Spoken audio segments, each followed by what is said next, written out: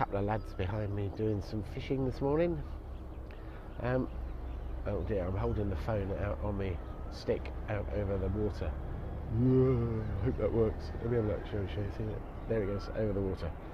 Anyway, I want to talk to you in this video about sales and being a salesman. I've been fortunate that I've been a salesman all my life, and I've seen changes in the industry. I started selling property, real estate to those across the waters, and then I sold drugs for a pharmaceutical company. As I say, that's in the timing, that joke. Obviously not got the timing right. And then I moved into financial services, and beyond that I worked for myself, selling me in my shows and everything else. Each and every one of those I have been very successful at. I've been successful at getting to the number one performer in real estate. I was the number one performer selling drugs, and then financial services, top team, top area manager, top team in the country. We were cracking in the business. Brilliant fun. And now I've been selling myself, not on the streets, but to private parties, to corporates, and charging a premium for my services. Part of what I teach you guys now is to help you achieve the same things, but this video is about sales more than anything else. And I've always treated sales as the reward for the hard work that goes beforehand. There is a lot of hard work that goes into completing a sale, finding the customer, talking to the customer, building the relationships, and following through until you find the deal. And the day that you sign the paper, get the contract, get paid, which is always very nice, or even as a performer, the day I do my magical performance, my shows, they are days which I treat as the reward for all my hard work. And it does take hard work. As I mentioned, my dad was, in a previous video, my dad was very, very successful in his businesses. He had did some property development, doing up old buildings and making them look good and turning them over and making a profit. He ran a chain of 5 chemist shops. I think he got up to 7 at one stage. He had a fish and chip shop in one of his properties. He had he didn't run the fish and chip shop, sadly, because I'd have lived there. But he was very, very successful. And people said to him, "Gosh, you're lucky. You've got all this money."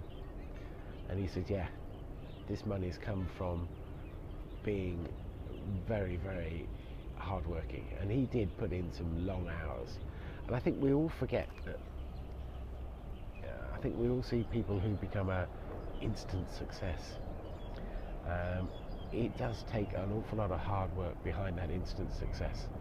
And in particular, when it comes to sales, the hard work for that sale comes with building the relationship, spending the time, getting on the phone, banging on doors, talking to people, sending the emails, doing the research. Keep on and on and on, keep at it, keep at it, keep at it. And that's tough. It's tough for you. It's a lot of hard work there to be done. And unless you're fully motivated at it, it's very hard to keep going. So I always think, I mentioned in the last video about making sure you're doing what you enjoy. Because if you're doing what you enjoy, that's a huge boost to you, and it makes things an awful lot easier. And you can achieve so much by doing what you want to do. So focus on that. Focus on deciding what you want to do. But as I say, this video is about sales. Now, as I say, I've been in sales now for 40 plus years. Being 50 something now, 55 now, something like that. And sales hasn't changed much, if anything at all. If anything, it's got easier in some fronts and harder on other fronts. Harder because there's more people around going after the same business if you're looking for the bottom end of the market. But easier because you've got modern technology tools, videos, you've got email, you've got texts, WhatsApp, all sorts of social media to help keep in contact and build those relationships. But when it comes down to the actual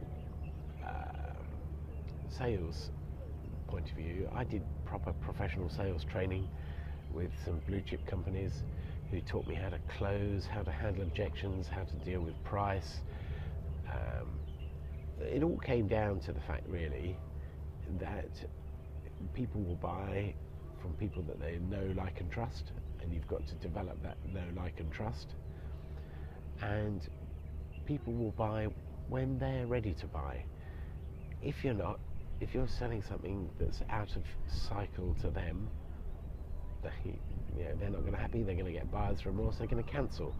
And I learnt very on when I was selling financial services and drugs that unless there's a need, they're not really worried. They're going to buy when they want to buy. I used to go in and sell laxatives to chemist shops, and I could go in with this, I've got a special deal for laxatives this month. How many do you want? And he'd go, what's the deal? And if it's only a few % off, he'd say, no, it's not worth it. I said, why's that? He said, look on the shelf behind you, I've got more than I need. And I went, okay, fair enough, thank you very much.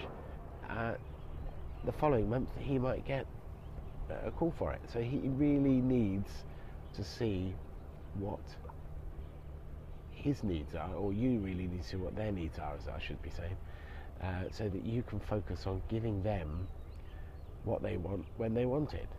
And just because your agenda for making a sale is different to their agenda for making a sale, meaning that you want to make a sale now to pay your bills and go after the life that you want, because you're being chased at home to pay the bills, the wife wants the mortgage paid, wife wants a holiday, husband wants the new car, whatever it might be, you want to contribute more, and therefore it's your agenda to get more bookings, more sales.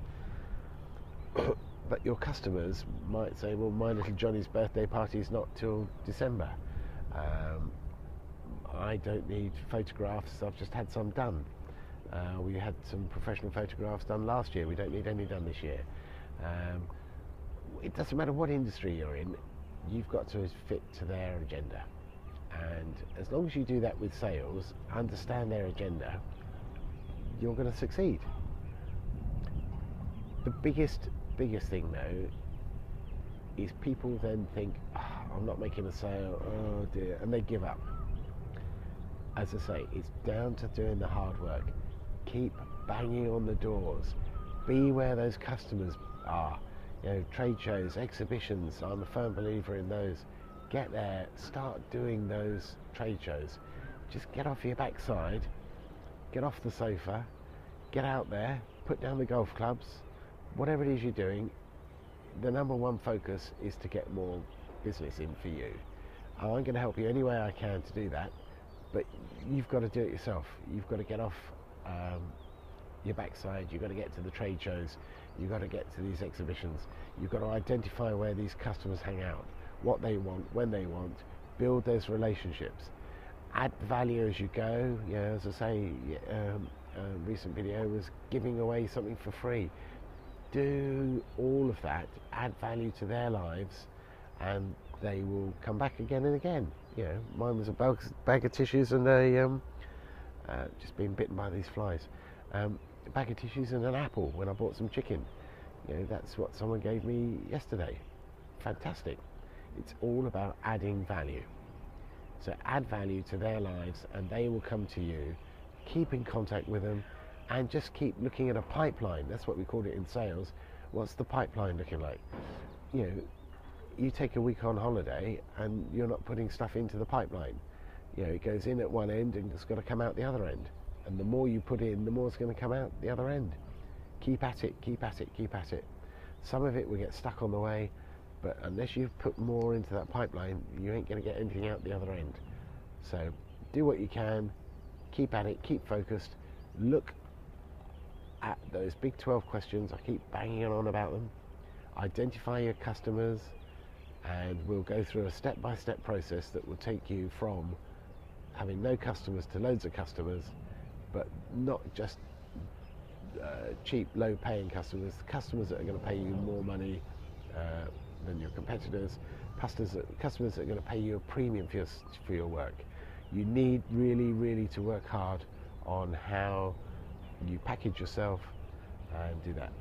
Now, all of this stuff I teach can be done for free or very nearly free.